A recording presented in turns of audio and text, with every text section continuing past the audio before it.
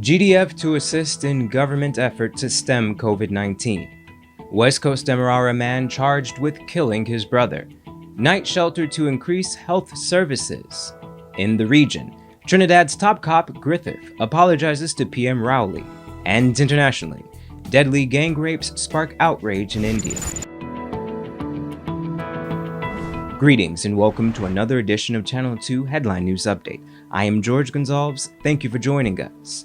The government is currently embarking on a nationwide public education and enforcement campaign named COVID Curb. And in this report, Bibi Bacchus tells us that the effort will see the involvement of over 500 members of the Guyana Defense Force.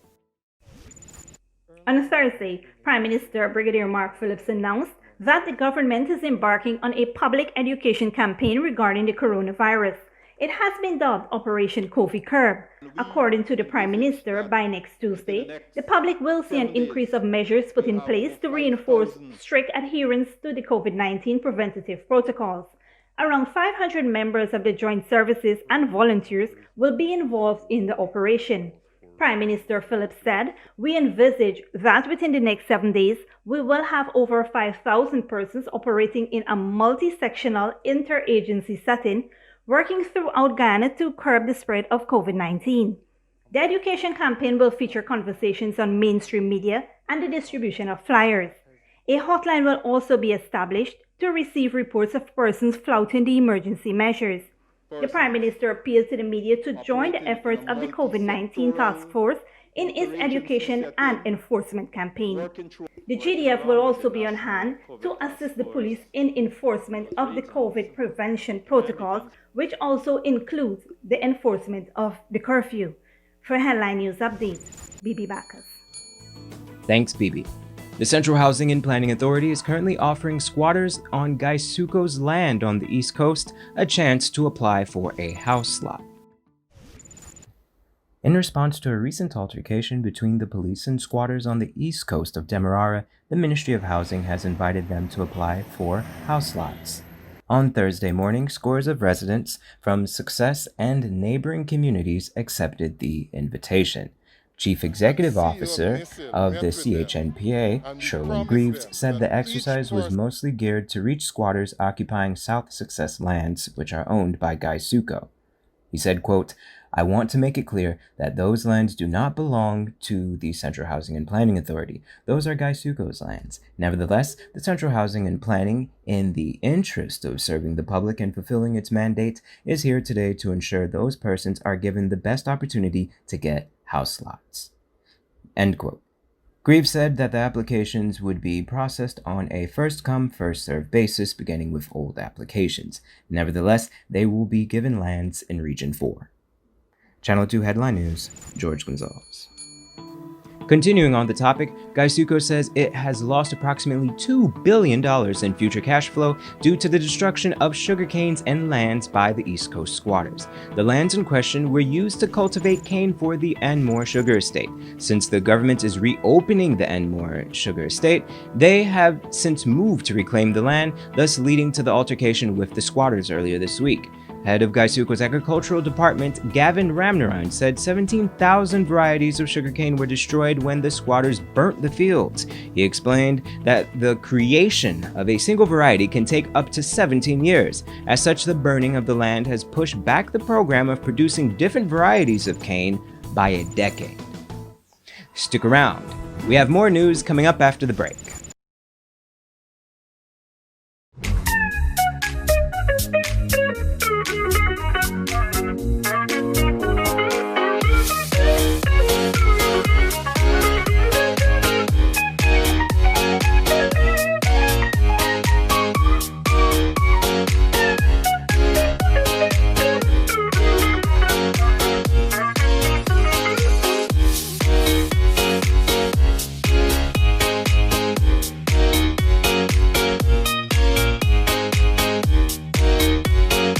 Sooner or later you will have another power failure. Are you prepared for the next blackout? Some essential equipment such as security cameras, lights, internet, gate motors, and water pumps may stop working. How can you prevent the next blackout? InverterTech has an affordable solution for you. A strong UPS system which uses the latest inverter and solar battery technology to prevent blackout. We smartly calculate your average power demand so you don't spend more than you need to. Call 223-2233 for more information.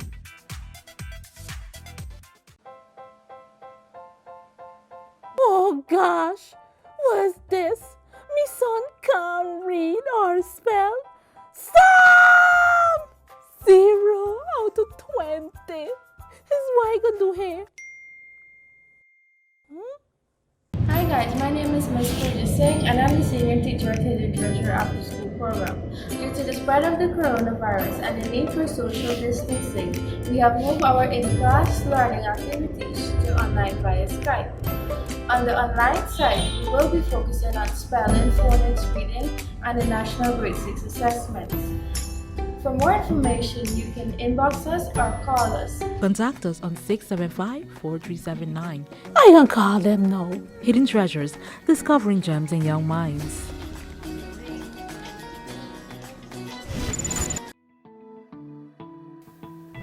Welcome back.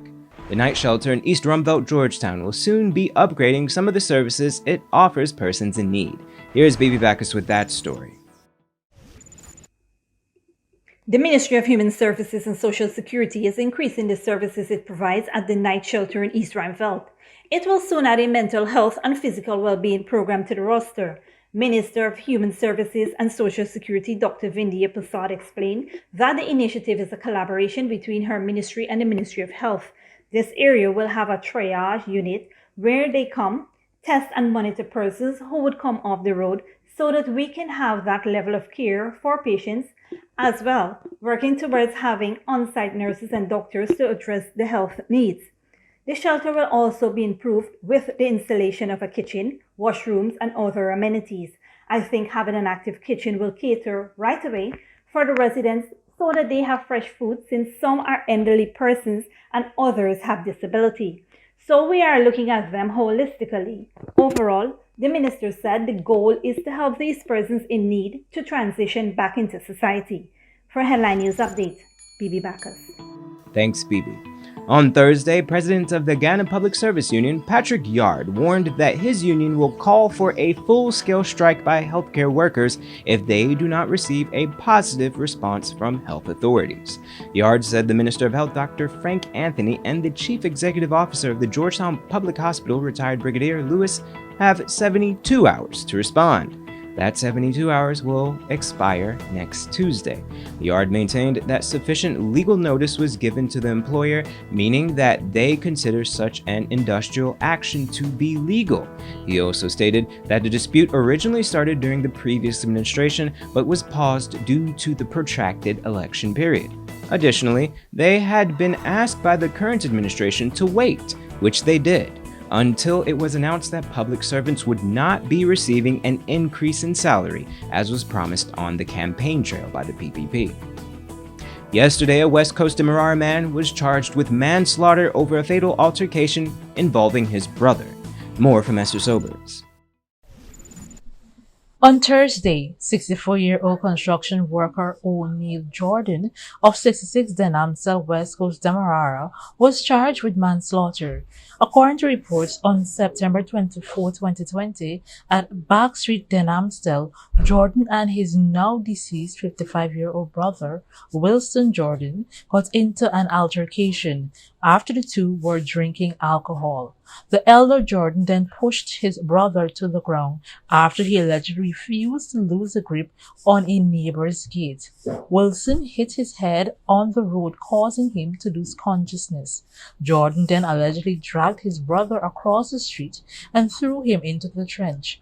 An eyewitness said that it was a misguided attempt to wake him up, but he did not regain consciousness. Jordan was placed on $400,000 bail and is expected to make his next court appearance on January 27, 2021.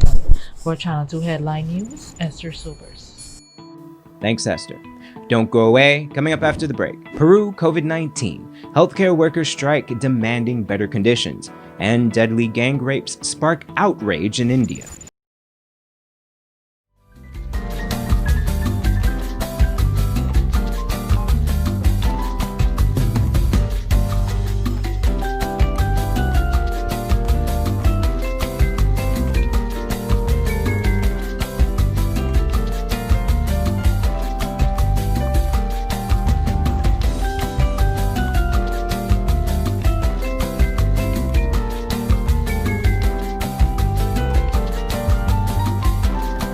Sooner or later you will have another power failure. Are you prepared for the next blackout? Some essential equipment such as security cameras, lights, internet, gate motors, and water pumps may stop working. How can you prevent the next blackout? InverterTech has an affordable solution for you. A strong UPS system which uses the latest inverter and solar battery technology to prevent blackout. We smartly calculate your average power demand so you don't spend more than you need to. Call 223-2233 for more information.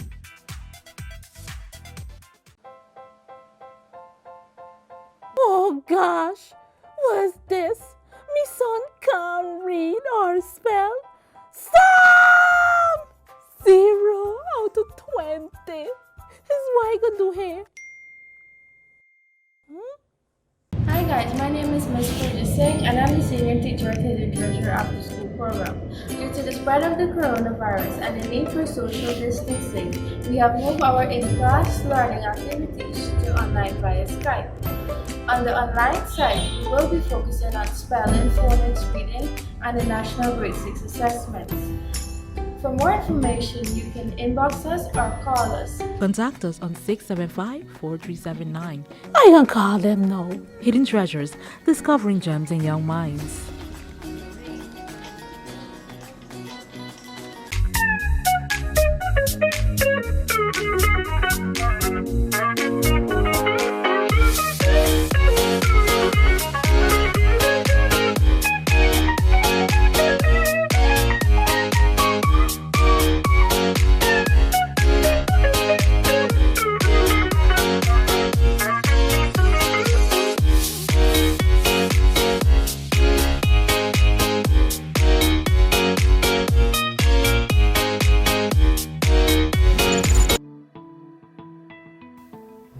Welcome back. Trinidad and Tobago Police Commissioner Gary Griffith has sent a written apology to Prime Minister Dr. Keith Rowley over remarks he made last month regarding the Trinidad and Tobago Police Service's jurisdiction on private property. The two men were at loggerheads over whether police could have intervened on private property in an upscale section of West Trinidad where the occupants were said to be in breach of the COVID-19 regulations. Griffith told reporters at the weekly TTPS media briefing, quote, "It was in no way appropriate for me to make such a comment that could allude to the comments I made to the Prime Minister. Since then, I have written to the Honorable Prime Minister, I have apologized, and I wish to take this time openly to let the public know that I do apologize for the comments that I made." End quote. Rowley had, during a Ministry of Health COVID-19 news conference, said that it cannot be a case of different strokes for different folks, and that he expects serious and sustained law enforcement with respect to the COVID-19 regulations. Peru has the highest COVID-19 death rate per capita in the world, and its health service is buckling under the pressure. Doctors and other healthcare workers have gone on strike demanding better equipment to fight the spiraling outbreak. Al Jazeera's Manuel Rapallo reports. In Peru's capital Lima, healthcare workers are on strike. The 48-hour walkout was organized by more than 9,000 doctors and other medical professionals employed by the government. Any sacrifice the doctor makes on the streets will translate into better quality of care. We are not asking for a pay rise. What we are asking for is already demanded for by law, and what our duty is and our job. Protests over poor working conditions and the shortage of medical supplies began on Tuesday, as Peru's President Martín Vizcarra visited the National University in San Marcos, where the first clinical trials for a potential COVID-19 vaccine are being held. We are ending phase 3 and it's good. Peru was one of the few countries chosen by Sinopharm to carry out trials of the Chinese vaccine. And starting next week, there's Johnson & Johnson with the United States vaccine and also the AstraZeneca vaccine from the United Kingdom. There is also a German vaccine. Everyone is willing to do the clinical tests here, and that is a good thing because it'll mean we know how our own people will react. Coronavirus cases in Peru recently surpassed 800,000, which is one of the highest contagion rates in the world. And although there are signs the contagion has slowed, experts say that self-isolation and social distancing are still necessary. el riesgo es creer. The risk is thinking that this decrease means that everything ended. If people let their guard down, the people that have been cautious let their guard down and start to go out. They begin to expose themselves. We could see what's called a second wave. A lifting of restrictions in the country has also meant cemeteries are now allowing visits from family members who have lost loved ones to the virus. Peru has recorded more than 32,000 deaths from COVID-19, representing the third highest death toll in Latin America. Manuel Rapalo, Al Jazeera. And internationally, there has been outrage in India after the case of a woman who was gang raped and subsequently died came to light in the northern state of Uttar Pradesh. The latest victim was a 22-year-old who died on Tuesday. The same day, a 19-year-old girl also died after having been gang raped. Both victims were from the Dalit community, which often faces discrimination. Al Jazeera's Sarah Karyat reports. As news spreads of the gang rape and the death of a second woman from the Dalit community, these protesters try hard to enter the village where the first victim was from.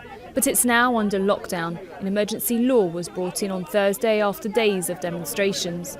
We have Section 144 of the Indian Penal Code active in the district right now, which means we are not allowing an assembly of more than 5 people. Police went on to detain leader of the opposition Congress party Rahul Gandhi and his sister as they tried to get into Hathras village to meet the victim's family.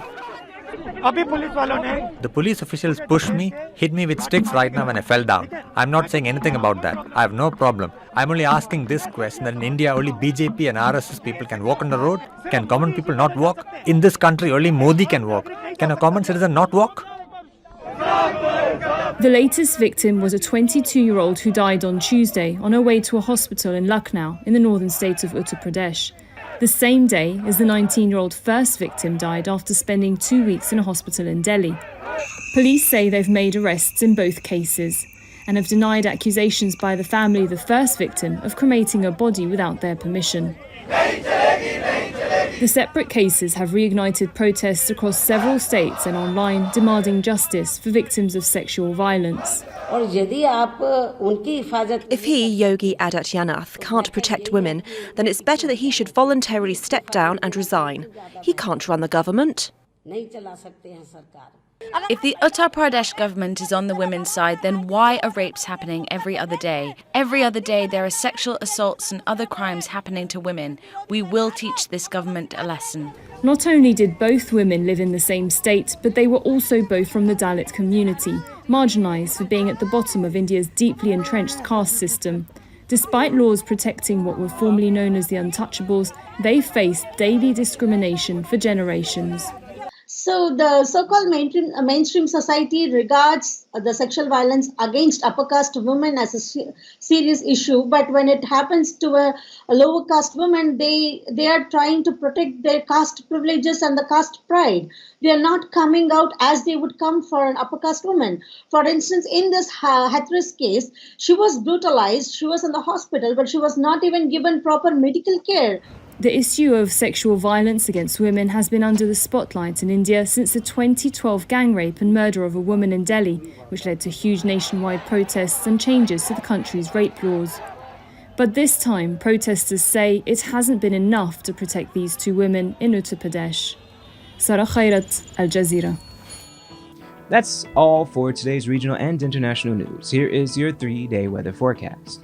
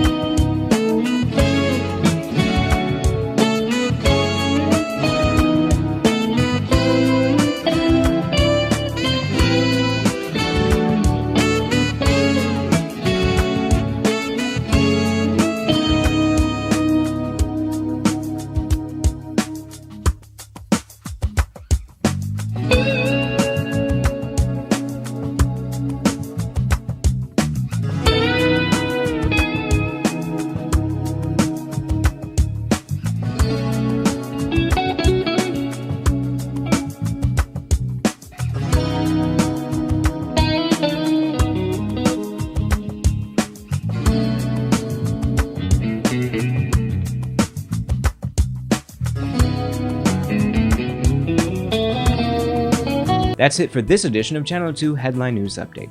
Tune in Monday at 7 p.m. for another episode. Be sure to subscribe, like, and follow us on Facebook and YouTube.